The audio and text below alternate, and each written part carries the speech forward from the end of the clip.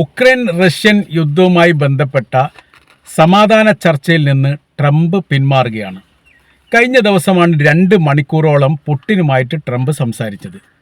പ്രത്യേകമായിരിക്കുന്ന ഒരു സ്ഥലത്ത് ചർച്ച നടത്തണം എന്ന കാര്യങ്ങളൊക്കെ പറഞ്ഞിരുന്നെങ്കിൽ പോലും താല്പര്യമില്ലെന്ന് ട്രംപ് പറഞ്ഞതോടുകൂടി അദ്ദേഹം ഒരു സ്കൂൾ സന്ദർശനവുമായി ബന്ധപ്പെട്ട ഒരു പരിപാടിക്കിടെ ട്രംപ് കോൾ ചെയ്തു എന്നുള്ളതും അതോടനുബന്ധിച്ച് പുടിൻ അത് ട്രംപുമായിട്ട് സംസാരിച്ചു എന്ന തരത്തിലുള്ള റിപ്പോർട്ടാണ് പുറത്തു വരുന്നത്. 2 മണിക്കൂറിലധികം പരസ്പരം സംസാരിച്ചു എന്നുള്ളതും ഈ സംസാരത്തിനിടയിൽ യുദ്ധവിരാമവുമായി ബന്ധപ്പെട്ട കാര്യത്തെക്കുറിച്ചുള്ള പരാമർശം പോലും പുടിൻ നടത്തിയിട്ടില്ല. തങ്ങൾ പിടിച്ചെടുക്കപ്പെട്ട ഏകദേശം ഉക്രൈൻ്റെ 20% പ്രദേശം വിട്ടുകൊടുക്കില്ലെന്നും അതോടൊപ്പം തന്നെ യൂറോപ്യൻ രാജ്യങ്ങളിലെ അംഗത്വം നൽകുന്നതുമായി ബന്ധപ്പെട്ട കാര്യത്തിന് ഇപ്പോഴും തീരുമാനമായിട്ടും ഇല്ല എന്നതിനാൽ തങ്ങളൊരിക്കലും യുദ്ധവിരാമവുമായി ബന്ധപ്പെട്ട കാര്യത്തിന് താല്പര്യമില്ലെന്ന് പുടിൻ പറഞ്ഞതായിരിക്കുന്ന വിവരമാണ് ഇപ്പോൾ പുറത്തു വരുന്നത്. അമേരിക്കയുടെ പ്രസിഡൻഷ്യൽ തിരഞ്ഞെടുപ്പിനോടനുബന്ധിച്ച് നിലവിലെ പ്രസിഡന്റ് ഡൊണാൾഡ് ട്രംപ് പറഞ്ഞിരിക്കുന്ന കാര്യം, താൻ അധികാരത്തിലേറി 24 മണിക്കൂറിനിടയിൽ റഷ്യയും ഉക്രൈനും തമ്മിലുള്ള വിഷയവും പാലസ്തീനും ഇസ്രായേലും തമ്മിലുള്ള വിഷയം അവസാനിപ്പിക്കുമെന്ന് ഞാൻ നിങ്ങൾക്ക് വാക്ക് നൽകുന്നു എന്ന തരത്തിലുള്ള ഇലക്ഷൻ പ്രചരണമാണ് നടത്തിയത്. അദ്ദേഹം അധികാരത്തിലേറി ഇപ്പോൾ 6 മാസം കഴിഞ്ഞിട്ടും യഥാർത്ഥത്തിൽ ഈ വിഷയവുമായിട്ട് ബന്ധപ്പെട്ട് ഒരു പരിഹാരമുണ്ടാക്കാൻ പറ്റിയിട്ടില്ല എന്ന് മാത്രമല്ല, സമാധാനമായിരിക്കുന്ന ഒരു ചർച്ചയ്ക്ക് പുടിനെയും ഉക്രൈൻ്റെ പ്രസിഡന്റ് വ്ളാഡിമിർ സെലൻസ്കിയും ചേർത്ത് ഇരുത്താൻ പോലും സാധിക്കാത്ത വിധം പരാജയപ്പെട്ട ഒരു പ്രസിഡന്റായി ട്രംപ് മാറിയിരിക്കുന്നു എന്നാണ് യാഥാർത്ഥ്യം. ഏറ്റവും ഒടുവിൽ സൗദി അറേബ്യ രണ്ട് പ്രാവശ്യമെങ്കിലും ഉക്രൈൻ്റെയും റഷ്യയുടെയും പ്രശ്ന പരിഹാരത്തിന് വേണ്ടിയിട്ട് സൗദി അറേബ്യയിൽ വെച്ച് ഉച്ചകോടി തന്നെ നടത്തി. 2 രാഷ്ട്രപ്രതിനിധികളും പങ്കെടുത്തു. ഉക്രൈൻ്റെ പ്രസിഡന്റ് പങ്കെടുത്തു, അതോടൊപ്പം തന്നെ റഷ്യയുടെ വിദേശകാര്യ ഡിപ്പാർട്ട്മെൻറ്റിൽപ്പെട്ട പ്രതിനിധികളും പങ്കെടുത്തു. വലിയ ചർച്ചാ കാര്യങ്ങളൊക്കെ നടന്നു. ഏറെക്കുറെ അത് സമാധാനത്തിലേക്ക് നീങ്ങുമെന്ന് ലോകം കണക്ക് കൂട്ടുകയും ചെയ്തു. അത് 2ാം ഘട്ട ചർച്ച ആരംഭിച്ച്, അതായത് റഷ്യയുടെ പ്രതിനിധി, അതായത് പുടിനടക്കമുള്ള പ്രതിനിധി പങ്കെടുക്കാത്തത് കൊണ്ട് അത് 2ാം ഘട്ടത്തിൽ ഒന്നുകൂടി പുനരിലെടുത്തുകൊണ്ടുള്ള ചർച്ച നടത്തുമെന്ന് അന്നത്തെ ദിവസം തന്നെ ഒരു പ്രഖ്യാപനം നടത്തി. അത് ഭരണാധികാരിയായിരിക്കുന്ന ഈ മുഹമ്മദ് ബിൻ സൽമാൻ രാജാവ്, കിരീടാവകാശിയായിരിക്കുന്ന അദ്ദേഹം തന്നെ ആ പ്രസ്താവന പുറപ്പെടുവിക്കുകയും ചെയ്തു. പിന്നീട് പുടിനുമായിട്ട് സൗദി അറേബ്യ നേരിട്ട് ചർച്ച നടത്തി എന്നുള്ള റിപ്പോർട്ടും പുറത്തു വന്നു. അതിൽ ഉന്നയിക്കപ്പെട്ട കാര്യങ്ങൾ ലളിതമായി പുടിൻ ഉന്നയിച്ച കാര്യങ്ങൾ ഇങ്ങനെയെന്ന് പറയുന്നു: പിടിച്ചെടുക്കപ്പെട്ട പ്രദേശത്ത് നിന്ന് പിന്മാറാൻ തയ്യാറല്ല. ബാക്കിയുള്ള പ്രദേശം ബാക്കിയുള്ള പ്രദേശത്ത് റഷ്യയുടെ സൈന്യം ആക്രമിക്കുകയും ചെയ്യില്ല. ആ രീതിയിലേക്കൊരു കരാർ വ്യവസ്ഥക്ക് തയ്യാറാണ് എന്ന തരത്തിൽ പുടിൻ പറഞ്ഞതായിരിക്കുന്ന വിവരമാണ് പുറത്തു വരുന്നത്. ഉക്രൈനെ സംബന്ധിച്ചിടത്തോളം അവർ പറഞ്ഞ കാര്യം, രാജ്യത്തിൻ്റെ അകത്തേക്ക് കടന്നു കയറിയതാണ് റഷ്യയുടെ സൈന്യം. അതുകൊണ്ട് തങ്ങളുടെ ഭൂപ്രദേശം തങ്ങൾക്ക് അവകാശപ്പെട്ടതാണ്. തങ്ങളുടെ ഭരണഘടനയുമായിട്ട് ബന്ധപ്പെട്ട അല്ലെങ്കിൽ തങ്ങളുടെ ഭൂമിശാസ്ത്രവുമായിട്ട് ബന്ധപ്പെട്ട പ്രദേശം മറ്റൊരു രാജ്യം കയറിയിരിക്കുന്ന ഒരു രാജ്യത്തിന് വിട്ടുകൊടുക്കുക എന്നുള്ളത് അസാധ്യമായിരിക്കുന്ന കാര്യമാണ്. തങ്ങൾ അതിന് തയ്യാറല്ലെന്ന് ഉക്രൈൻ പറഞ്ഞതോടുകൂടി ഏറെക്കുറെ അടുക്കാത്ത ഒരു സ്ഥിതിയിലേക്ക് കാര്യങ്ങൾ പോയി.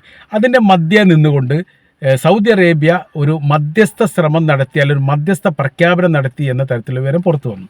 അവർ പറഞ്ഞ കാര്യം ഇങ്ങനെയാണ്: ഇത്തരം 2 കൂട്ടരും വാശി പിടിക്കുന്ന സമയത്ത് ഈ യുദ്ധം എവിടെയും ഈ പ്രശ്നം തീരാത്ത രീതിയിൽ സങ്കീർണമായി പോവുകയാണ് ചെയ്യുക. നമ്മൾക്ക് പ്രശ്ന പരിഹാരമാണ് ആവശ്യം. ആയതിനാൽ ചില ഉപായങ്ങൾ ഞാൻ മുന്നോട്ട് വെക്കുന്നു. നിലവിലെ സാഹചര്യത്തിൽ പൊടുന്നനെ യുദ്ധവിരാമം നടത്തുക എന്ന് വെച്ചാൽ പരസ്പരം അങ്ങോട്ടും ഇങ്ങോട്ടും ആക്രമിക്കുന്ന ആ പ്രവർത്തനങ്ങൾ അവസാനിപ്പിച്ചുകൊണ്ട് ഒരു വെടിനിർത്തൽ പ്രഖ്യാപിക്കുക 2 രാജ്യങ്ങളും. 2ാം ഘട്ടത്തിൽ പിടിച്ചെടുക്കപ്പെട്ട ഭൂമിയുമായിട്ട് ബന്ധപ്പെട്ട പ്രശ്നങ്ങളും യൂറോപ്യൻ യൂണിയനിലെ ഉക്രൈൻ അംഗത്വം നൽകുന്നതുമായിട്ട് ബന്ധപ്പെട്ട വിഷയങ്ങളും 2ാം ഘട്ടത്തിൽ ചർച്ച ചെയ്യാം എന്നുള്ള ഒരു വളരെ പ്രാധാന്യമുള്ള ഒരു സൊല്യൂഷനാണ് സൗദി അറേബ്യ മുന്നോട്ട് വെച്ചത്. അപ്പോൾ നിങ്ങൾ ആദ്യം യുദ്ധവിരാമം നടത്തൂ. അതോടൊപ്പം തന്നെ മറ്റൊരു കാര്യം കൂടി അവർ പറഞ്ഞിട്ടുണ്ട്: പിടിക്കപ്പെട്ട സൈനികർ, പരസ്പരം അങ്ങോട്ടും ഇങ്ങോട്ടുമൊക്കെ ഒരുപാട് സൈനികരെ പിടിച്ചിട്ടുണ്ട്. ഉക്രൈൻ റഷ്യയുടെ സൈനികരെ പിടിച്ചിട്ടുണ്ട്, റഷ്യ ഉക്രൈൻ്റെ സൈനികരെ പിടിച്ചിട്ടുണ്ട്.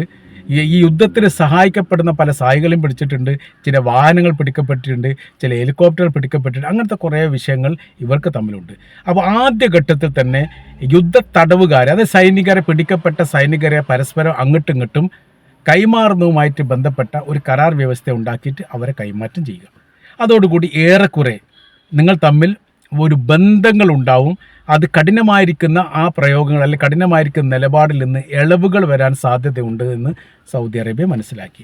അത് അവരോട് പറയുകയും ചെയ്തു. നമ്മൾ യുദ്ധപ്രഖ്യാപനം നടത്തുകയും അതോടൊപ്പം തന്നെ ഈ കൈമാറ്റവുമായി ബന്ധപ്പെട്ട കാര്യത്തിൽ ഒരു തീരുമാനം ഉണ്ടാക്കുകയും ചെയ്യുക.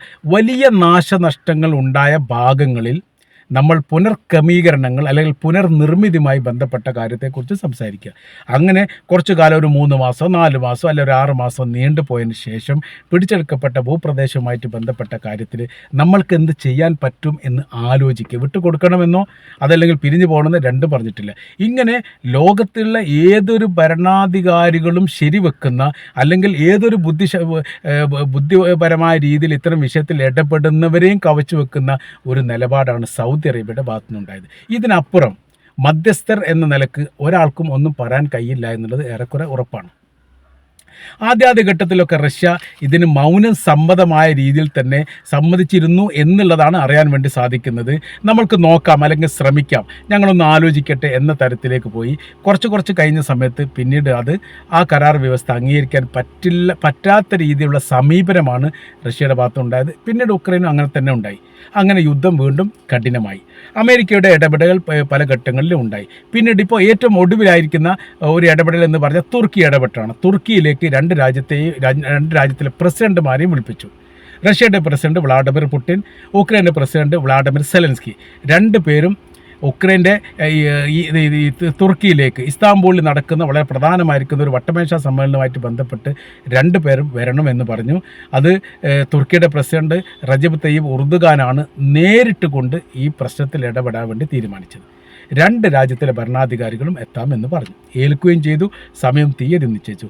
പക്ഷേ റഷ്യയുടെ പ്രസിഡന്റ് വ്ളാഡിമിർ പുടിൻ ഏറ്റവും ഒടുവിലത്തെ സമയത്ത് എനിക്ക് പങ്കെടുക്കാൻ വേണ്ടി ചില പ്രയാസങ്ങളുണ്ട് എന്നറിയിച്ചു. അങ്ങനെ പ്രയാസം കൊണ്ടെന്ന് അറിയിച്ചതോടുകൂടി ഉക്രൈൻ്റെ പ്രസിഡന്റ് വ്ളാഡിമിർ സെലൻസ്കി താനും എത്തില്ല, പകരം താൻ പ്രതിനിധി അയക്കും എന്ന് പറഞ്ഞു. അങ്ങനെ യഥാർത്ഥത്തിൽ റഷ്യയുടെയും ഉക്രൈൻ്റെയും പ്രതിനിധികൾ തമ്മിലാണ് പിന്നീട് ചർച്ചാ കാര്യങ്ങളൊക്കെ നടന്നത്.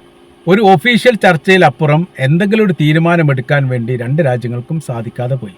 ചർച്ചയ്ക്കിടയിൽ പല ഘട്ടങ്ങളിലും റഷ്യയുടെ പ്രതിനിധികൾ റഷ്യൻ പ്രസിഡന്റുമായും ഉക്രൈൻ്റെ പ്രതിനിധികൾ ഉക്രൈൻ്റെ പ്രസിഡന്റുമായി ബന്ധപ്പെടുകയും അഭിപ്രായങ്ങളൊക്കെ അങ്ങോട്ടും ഇങ്ങോട്ടും ചോദിക്കുകയും മനസ്സിലാക്കുകയൊക്കെ ചെയ്തു. പക്ഷേ തീരുമാനമെടുക്കേണ്ടത് രാജ്യത്തിലെ പ്രസിഡന്റുമാരാണ് എന്നതിനാൽ അവർക്കൊരു കൃത്യമായിരിക്കുന്ന നയങ്ങളും നിലപാടുകളും ഈ കാര്യത്തിൽ ഇല്ലാത്തത് കൊണ്ട് അതെവിടെയും എത്താതെ പോയി എന്നതാണ് യാഥാർത്ഥ്യം. പിന്നീടാണ് ട്രംപിൻ്റെ അടുത്ത് എത്തുന്നത്.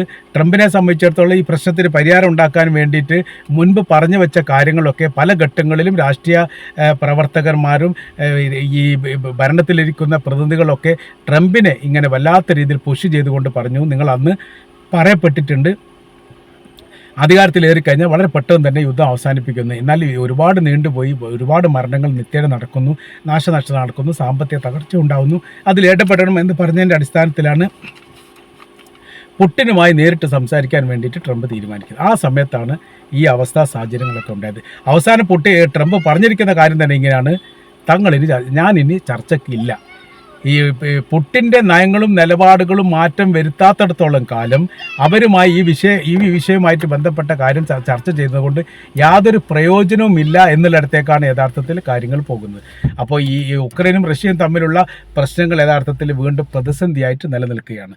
പ്രശ്നപരിഹാരവുമായിട്ട് ബന്ധപ്പെട്ട് നിർദ്ദേശിക്കപ്പെട്ട പല രാജ്യങ്ങളൊക്കെ ഇടപെട്ടിട്ടുണ്ടെങ്കിലും എവിടെയും എത്താത്ത ഒരു സാഹചര്യങ്ങൾ ഉണ്ടായതിൻ്റെ അടിസ്ഥാനത്തിൽ ഒരു പുതിയ നിർദ്ദേശം മുന്നോട്ട് വന്നിരുന്നു. അത് പിടിക്കപ്പെട്ട സൈനികരെ പരസ്പരം അങ്ങോട്ടും കൈമാറുന്നതുമായി ബന്ധപ്പെട്ട ഒരു വ്യവസ്ഥ ഉണ്ടാക്കണം എന്നുള്ളത്.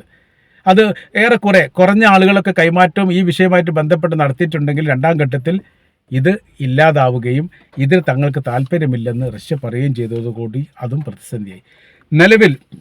നിലവിലെ സാഹചര്യം എന്ന് പറഞ്ഞാൽ ഉക്രൈൻ റഷ്യയും തമ്മിലുള്ള യുദ്ധം 4ാമത്തെ വർഷത്തിലേക്ക് കയറിയിട്ടുണ്ട് എന്നതിനപ്പുറം ഇത് എപ്പോൾ അവസാനിപ്പിക്കും എന്നതിനെക്കുറിച്ച് ഒരു വിവരം പറയാൻ ആർക്കും പറ്റാത്ത വിധം സങ്കീർണമായിരിക്കുന്ന യുദ്ധമായി യഥാർത്ഥത്തിൽ ഉക്രൈൻ റഷ്യൻ യുദ്ധം മാറിയിരിക്കുന്നു എന്നുള്ളതാണ് ഇതിൻ്റെ യാഥാർത്ഥ്യം.